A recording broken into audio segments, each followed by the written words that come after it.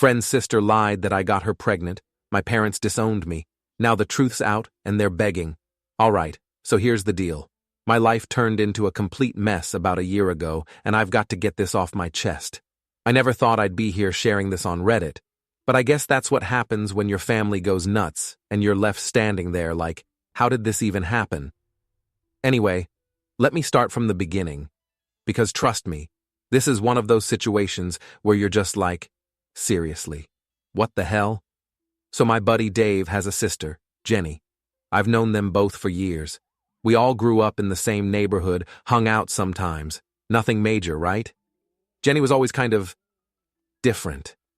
I don't want to sound mean or anything, but she had some mental health stuff going on. I'm not privy to all the details, and honestly, it wasn't my business. Dave never talked much about it, and I didn't pry. But everyone knew Jenny had her struggles. Anyway, about a year ago, out of nowhere, Jenny hits me up and says she's pregnant. Okay, cool, right? Except for one tiny detail. She tells me I'm the dad. And at that moment, I swear my brain just short-circuited. I was like, wait, what? Let me be crystal clear about this. I've never even hugged Jenny, let alone been, intimate with her. Not even once. So for her to come at me with this wild accusation, I couldn't even process it. I told her straight up, Jenny, I don't know what you're talking about, but there's no way I'm the father. We've never been close like that. And she just kept saying it, over and over again, like somehow I was going to magically remember a night that never happened. It was bizarre to say the least. I tried to stay calm, thinking maybe this was part of her mental health struggles or something. But deep down, I was freaking out. Now this is where things start going off the rails. Jenny refuses to take a prenatal paternity test. I'm sitting there thinking, if you're so sure it's my kid, why wouldn't you just take the test and prove it? But she wouldn't budge. She kept saying stuff like, you need to be there for your child. You're abandoning us before the baby's even born. It was guilt trip city, and I wasn't buying it. So I made it clear, if she wasn't going to take the test, I wasn't going to sign anything. I wasn't about to get legally tied to a kid that wasn't mine. Simple, right? I thought that would be the end of it. Boy, was I wrong. Cue the family drama. A few weeks after that, my parents find out. Now, I love my parents, but they have this whole traditional values thing going on, and the second they hear about the situation, they lose it. Like, completely lose it. They're calling me names, saying I'm a deadbeat and a disgrace, and I'm just standing there trying to get a word in, but they're not listening. I told them, Mom, Dad, this isn't my kid. Jenny's just making stuff up. But they weren't having it. It's like once they got it in their heads that I was responsible for this baby, they couldn't shake it. There were a lot of nasty arguments after that. Things were said that I probably can't take back, and honestly, I'm still mad about it. My parents kept pushing me to do the right thing and step up as a father, even though I kept telling them it wasn't my kid. It didn't matter to them. In their eyes, I was already guilty. They said, we didn't raise you to be some kind of deadbeat. We can't believe you would deny your own child. Here's where things get even crazier. I wasn't even in the same state when Jenny would have gotten pregnant. That's right. She was staying at a friend's place for an entire month when she supposedly conceived. I brought this up to my parents, and they just brushed it off. People make mistakes, they said. Yeah, well, this wasn't just a mistake. This was a full-blown accusation that could wreck my life. Fast forward to about 6 months into Jenny's pregnancy. By this point, the whole family has turned against me. Every family dinner, every phone call, every text. It's all about how I need to man up and take responsibility for this baby. I was losing my mind. It was like I was in some nightmare, and no matter what I said or did, nobody believed me. My friends were mostly on my side, thankfully, but even a couple of them started questioning things. Are you sure, man? Maybe you don't remember something? Finally, my parents dropped the ultimate bomb on me. If I didn't step up and act like a father, they were cutting me out of their lives, disowning me, kicking me to the curb. At first, I thought they were bluffing, but nope, they were dead serious. They told me flat out, "If you don't go along with this, you're no longer welcome in the family." And sure enough, when I didn't cave, they disowned me. Let me tell you, that hurt. I was pissed off, confused, and just plain hurt. These were the people who raised me, who were supposed to have my back, and they chose to believe someone else over me. My own family threw me out like I didn't matter. It was brutal. Things got even weirder after the baby was born. My mom was there at the hospital playing the role of proud grandma. I didn't even know until later. Jenny still wouldn't take the paternity test, so I had to go through some legal stuff to get it done. When the results came in, guess what? Not my kid. 0% chance I was the father. And as soon as I got that paper in my hand, I felt this wave of relief and anger all at once. I sent the results to my parents thinking, finally, they'll see the truth. They'll realize they were wrong, and everything will go back to normal. Nope. Instead, they started blowing up my phone with apologies, offers of money, and begging me to forgive them. My dad even sent me a few $100 in the mail, like that was going to fix things. But here's the thing. I kept the money. Yeah, I took it. I felt like they owed me for all the crap they put me through. But forgive them? No way. I made it clear. If they were willing to disown me over something like this, I wasn't going to risk opening myself up to that kind of betrayal again. Most of my friends were on my side, but a few, along with my therapist, started saying things like, maybe you should give them another chance. They're your parents, after all. And I get it. I really do. But how do you just forgive someone who was ready to throw you away so easily? How do you trust someone who believed a lie over their own child? That's where I'm at now. Stuck between knowing I did nothing wrong and wondering if I should even bother trying to fix things with my family. But every time I think about it, I remember how quickly they turned on me. And I can't shake the feeling that they failed me when I needed them the most. All right. So after everything that went down with my parents and Jenny's baby drama, you'd think things would calm down, right? Nope. Life had other plans for me. If anything, the whole mess just kept spiraling.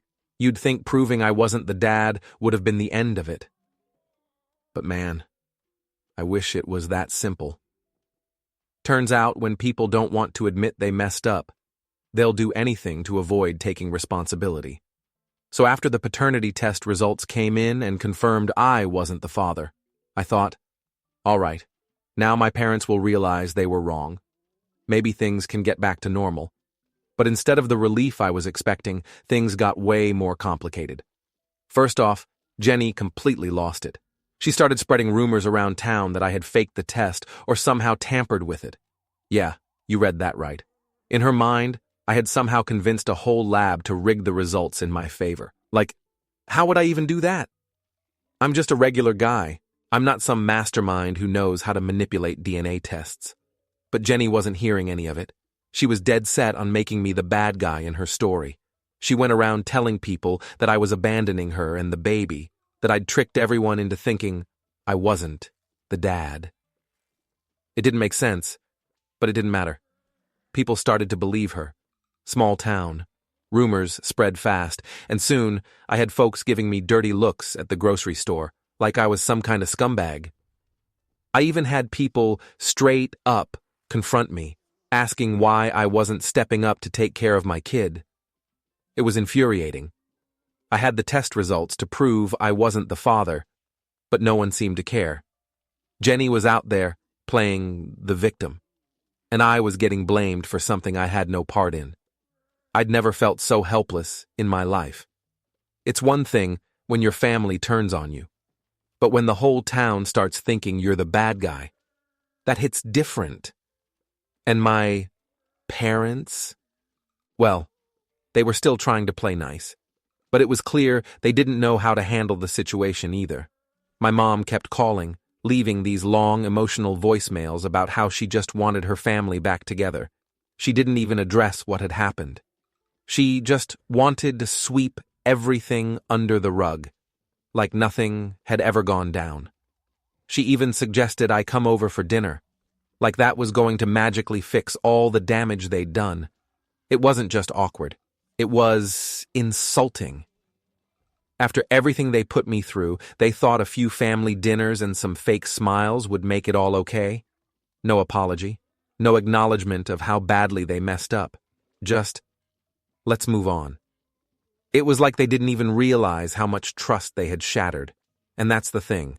Once trust is broken like that, it's not something you can just patch up with a meal and a hug. It takes real work, real effort to rebuild. And they weren't even willing to admit they were wrong. The kicker came when my dad tried to bribe me. He straight up sent me an email offering to buy me a new car if I would come back to the family. Like, what? They think they can just buy my forgiveness? It was so out of touch with reality that I didn't even know how to respond. I just stared at the email for a while, trying to figure out if this was some kind of sick joke. But nope, my dad was serious. I didn't respond. I couldn't. What do you even say to something like that? They didn't care about fixing things the right way. They just wanted me back in their lives because it was convenient for them.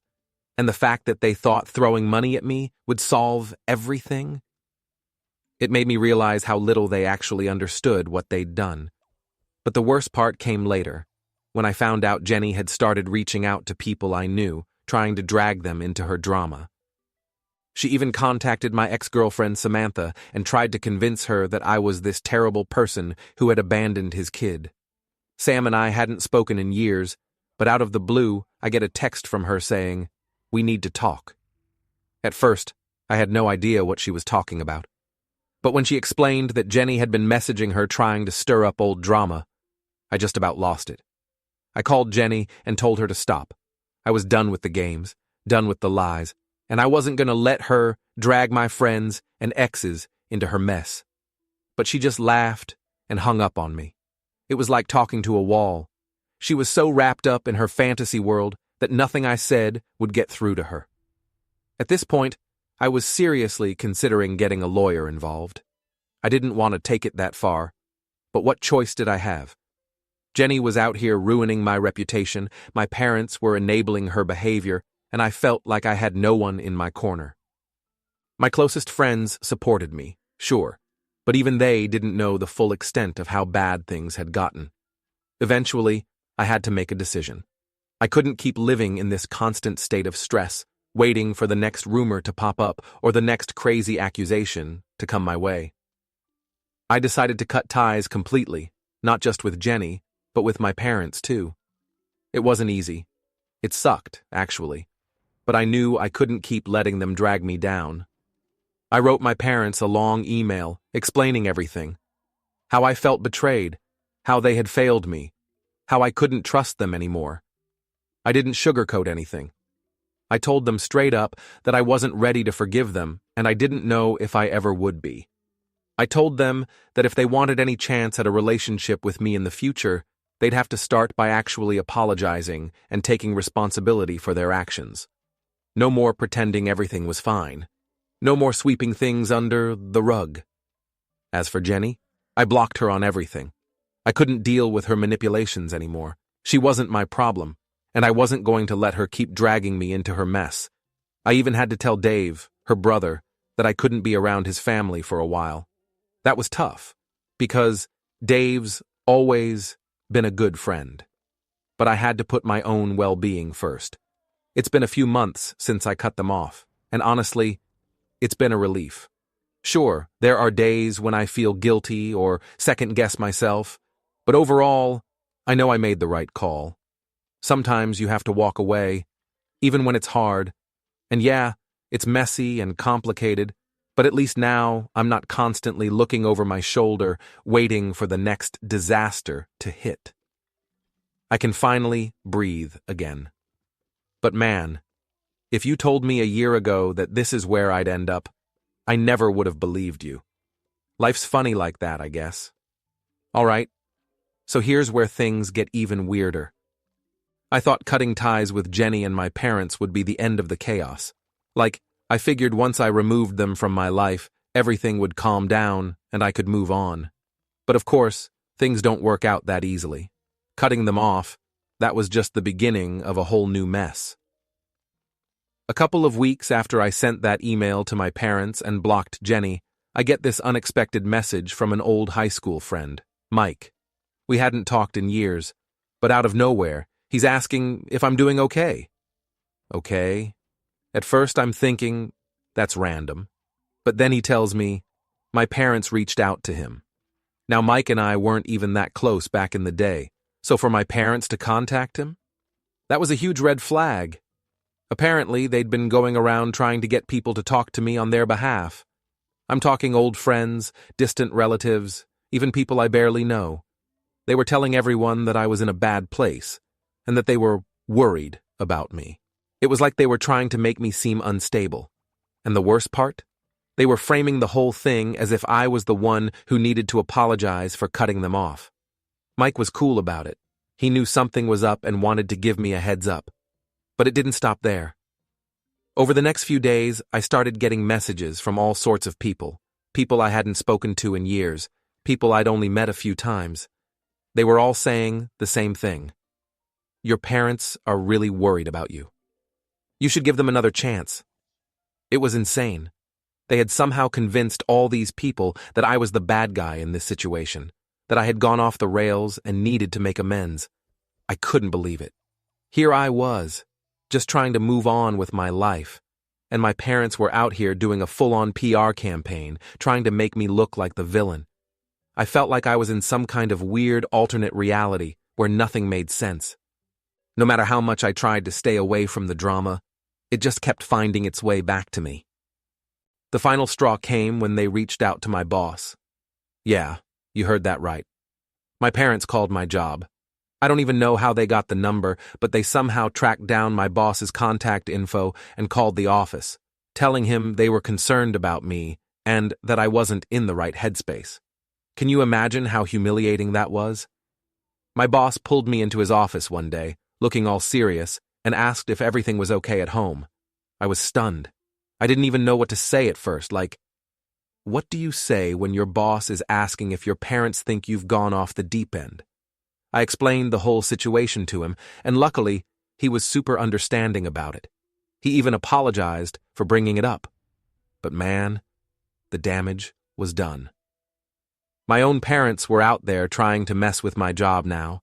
It felt like they were determined to ruin everything for me just because I wouldn't bend to their will. After that, I had no choice. I went to a lawyer and started the process of getting a restraining order against them. I didn't want to take things that far, but what choice did I have? They were messing with my career, my friends, my peace of mind. I had to protect myself, even if it meant legally cutting them off.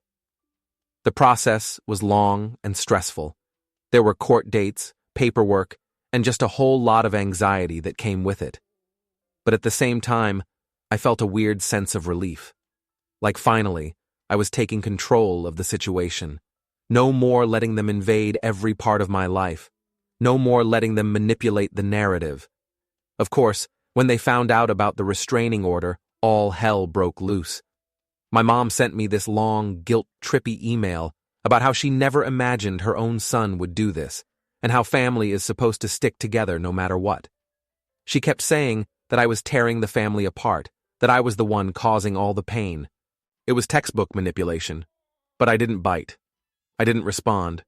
I wish I could say that was the end of it. But things got even worse before they got better. One day I came home from work to find my car vandalized.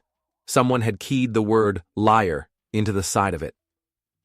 I had no proof it was my parents. But come on, who else would it be? I hadn't told anyone about the restraining order except for a few close friends. My parents were the only ones who had a motive to pull something like that. It was like they couldn't handle losing control, so they had to lash out in whatever way they could. I filed a police report, but nothing ever came of it. Just another reminder that even when you try to do things the right way, sometimes the people who are supposed to love you the most can turn into your worst enemies. I started parking my car at a friend's house after that, just to be safe. I couldn't take any more chances. I even installed security cameras around my apartment, just in case they tried something else. It felt like I was living in a constant state of paranoia, always waiting for the next shoe to drop.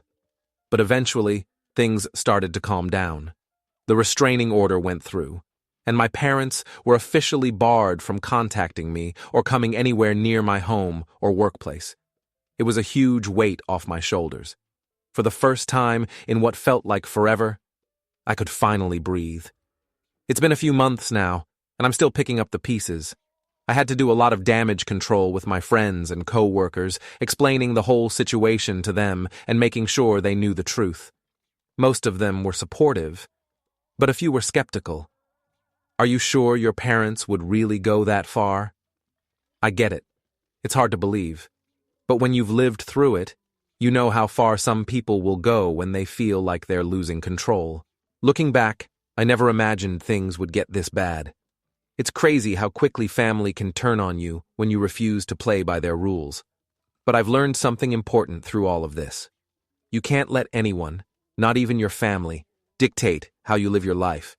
Sometimes you have to make the hard choice to walk away, even when it hurts. I don't know what the future holds for me and my parents. Maybe one day they'll realize what they did and apologize for real. Maybe not. But either way, I'm done letting them control my life. I've got my own path to follow, and I'm not looking back. So here's where things take a bit of a turn. After I finally got the restraining order and started trying to rebuild my life, I thought things would finally settle down. But surprise, life had other plans.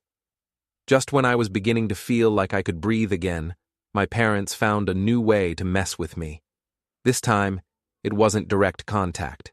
It wasn't vandalizing my car or sending emails. No, this was a whole different level of messed up. So one day, I'm sitting at home just minding my own business when I get a letter in the mail. Nothing too weird about that, right? Except, this letter is from a lawyer.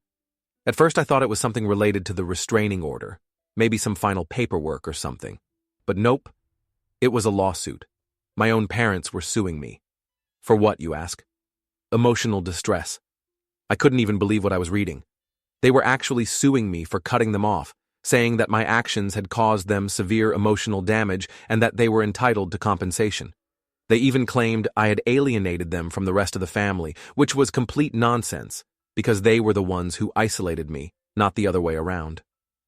I sat there for a good few minutes just staring at the letter, trying to process what was happening. I mean, who does that? Who sues their own kid because they're mad they got cut off? I didn't even know what to do. Part of me wanted to laugh at how ridiculous it all was, but another part of me was seriously stressed out. This wasn't just family drama anymore. This was legal, and it was about to get real messy. I called my lawyer immediately. I couldn't handle this on my own. She was just as shocked as I was. She'd seen plenty of messy family cases, but suing your own kid for emotional distress? That was new even for her. We went over the details of the lawsuit, and while most of it was clearly bogus, I knew we couldn't just ignore it. They were serious, and that meant I had to fight back. The next few weeks were a blur of meetings, phone calls, and stress. I had to gather all the evidence of everything that had happened. The paternity test results, the restraining order, the harassment I'd been dealing with. My lawyer was confident we could win, but it still felt surreal that it had come to this. My own parents were trying to drag me through the mud in court, all because I refused to let them control me anymore. But here's the thing. They didn't stop at just the lawsuit. Oh no. They had to take it a step further. They started reaching out to other family members, trying to turn them against me.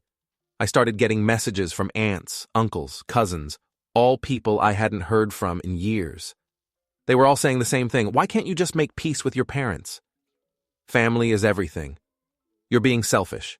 It was like they'd been brainwashed into thinking I was the villain in all of this. I was furious, not just at my parents, but at the whole situation. It felt like no matter what I did, no matter how much I tried to protect myself, they always found a way to twist the narrative and make me look like the bad guy. I mean, how do you explain to someone who's only hearing one side of the story that your parents are suing you for emotional distress because you enforced boundaries? It got to the point where I had to cut off even more people. I blocked family members, unfriended people on social media, and just shut down any connection to that side of my life. It wasn't because I didn't care about them. I did. But I couldn't keep explaining myself over and over again to people who had already made up their minds. It was exhausting, and I was done trying to justify my decisions to people who weren't willing to see the bigger picture. Eventually, the court date rolled around. I showed up with my lawyer, prepared for whatever nonsense they were going to throw at me. And let me tell you, it was a circus. My parents had this whole sob story lined up about how they'd always been there for me, how they'd tried to help me through tough times, and how I had cruelly cut them off without reason. They painted themselves as the victims in all of this, which was honestly impressive, considering they were the ones who disowned me in the first place. But my lawyer wasn't having it. She tore their arguments apart piece by piece, showing the judge all the evidence of their harassment, the restraining order, the paternity test, everything. It was brutal. And by the end of it, you could see the judge wasn't buying their story. The judge ruled in my favor, obviously. The lawsuit was thrown out and my parents were ordered to pay my legal fees, which was a small victory in the grand scheme of things. But even though I won, it didn't feel like a victory. It felt like I had just barely escaped a nightmare, and there was still so much fallout to deal with. After the case, my parents tried one last-ditch effort to get back into my life. They sent me this long, emotional letter about how they were sorry for everything, how they just wanted to make things right, and how they couldn't bear to lose me. It was the same old guilt-tripping nonsense they had been pulling from the start. And honestly, I didn't even respond. I'd already made my decision. I wasn't going back. There's only so much someone can take before they have to walk away for good. And yeah, it hurt. Cutting off your family isn't easy, no matter how bad things get. But sometimes, it's necessary for your own sanity. I couldn't keep letting them drag me into their chaos. No matter how much they claimed to love me, their version of love was toxic, and I wasn't going to let it poison my life anymore. So that's where I'm at now. The lawsuit's behind me, the restraining orders still in place, and I'm moving forward. It hasn't been easy, but I'm learning how to live without all the noise, without the constant stress of wondering when the next disaster is going to hit. For the first time in a long time, I feel like I have some control over my life, and that feels pretty damn good. I don't know what the future holds. Maybe one day things will change. Maybe they won't. But right now, I'm focusing on myself, on rebuilding the parts of my life that they tried to tear down. It's been a long road, but I'm finally starting to see the light at the end of the tunnel. So if you've been keeping up with everything so far, you'd think after the lawsuit mess and the restraining order, that'd be the end of the madness. But nope. My family found a way to surprise me one last time. And this one, honestly, it left me shaking my head, because I didn't think they could sink any lower. But here we are. A couple of months after the court ruled in my favor, things had finally started to calm down. I had cut ties with everyone causing me stress, and for the first time in what felt like forever, I could actually focus on rebuilding my life. No random messages from old friends, no letters from lawyers, just peace. Or at least, that's what I thought. One day I'm out running some errands, just doing normal stuff like grocery shopping, when I bump into my cousin Melissa. Now, Melissa and I hadn't talked much during all this drama. We were never super close growing up, but we'd always gotten along. So, when I saw her, I figured, why not say hi? We ended up chatting for a bit, and at first, it was pretty normal. You know, catching up on life, work, the usual stuff. But then out of nowhere, she hits me with, "Hey, did you hear what your parents are planning?" I froze. Planning? I asked, suddenly feeling that familiar pit in my stomach. Melissa looked a little uncomfortable, like she wasn't sure if she should even be telling me, but she sighed and went on. "Yeah, they're throwing a big family reunion next month. Apparently, they've been telling everyone they're hoping it'll be a reconciliation thing between you and them." I couldn't believe it. They were seriously planning some kind of ambush reunion to try and force me back into the family. I asked Melissa for more details, and it turned out they were inviting everyone. Distant relatives, family friends, people I hadn't seen in years. And the kicker? They'd been telling everyone that I'd be there, acting like I was in on this whole thing. I was furious I hadn't agreed to anything, and now they were setting me up to look like the bad guy if I didn't show up. It was another classic move from my parents. Manipulate the situation, make me look like the villain, and try to guilt-trip me into doing what they wanted. I thanked Melissa for letting me know and told her straight up that I wasn't going. She understood, but even she seemed a little torn, like she was buying into my parents' "we just want to fix things" narrative. I could see it in her face. She wanted me to go, to make things right. But after everything they'd done, there was no way I was walking into that trap. I went home that night and thought long and hard about what to do. I knew I wasn't going to the reunion, but part of me felt like I needed to say something. I couldn't just ignore this. So I decided to send one final message to my parents, laying everything out, once and for all. The next morning I sat down and wrote them an email. It wasn't long, but it was direct. I told them that I knew about the reunion, and that I wasn't coming. I made it clear that I didn't want to be a part of any reconciliation that was being forced on me, especially not in front of a crowd of people. I told them that if they really cared about fixing things, they'd have to start by respecting my boundaries. And until they could do that, there was nothing more to talk about. I didn't expect a response, and honestly, I didn't need one. I just needed to set the record straight one last time. But of course, my parents couldn't just let it go. A few days later, my dad called me. I didn't pick up. But he left this long, rambling voicemail about how I was tearing the family apart and how this reunion was supposed to be a fresh start for all of us. He even tried to guilt me by saying, "Your grandparents would be so disappointed in how you're handling this." That voicemail hit me hard, not because I believed it, but because it reminded me of all the times my parents and their parents had used guilt and manipulation to get their way. They'd pull any card they could to make me feel like I was the problem, even if it meant dragging my grandparents into it. People who had always been supportive of me, by the way. It was like they couldn't accept that maybe, just maybe, they were the ones who needed to take a long, hard look at themselves. I didn't respond to the voicemail. What was the point?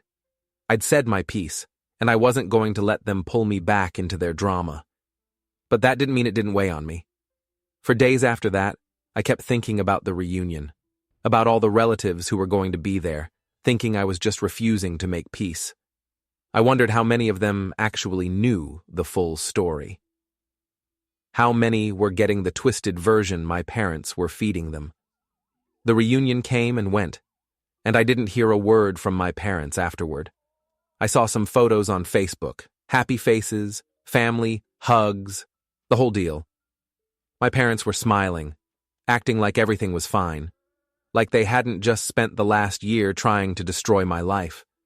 It was weird seeing them like that, pretending everything was perfect. But I guess that's what they were always good at, pretending.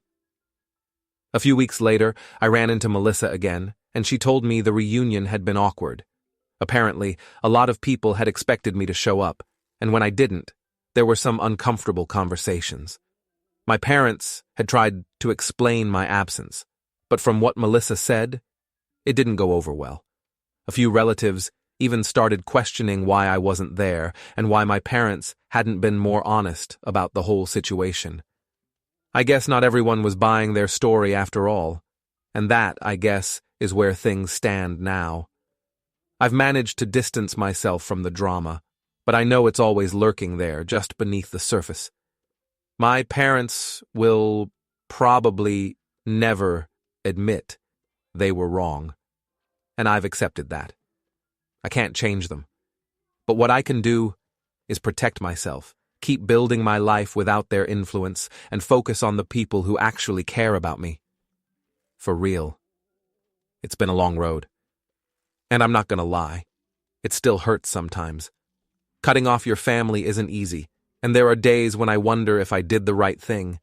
But deep down, I know I had to. I had to choose myself, my mental health, and my own future over the toxic cycle they kept trying to drag me into. So yeah, that's the end of this wild ride. Maybe one day things will change. Maybe they won't. But either way, I'm done letting my family control my life.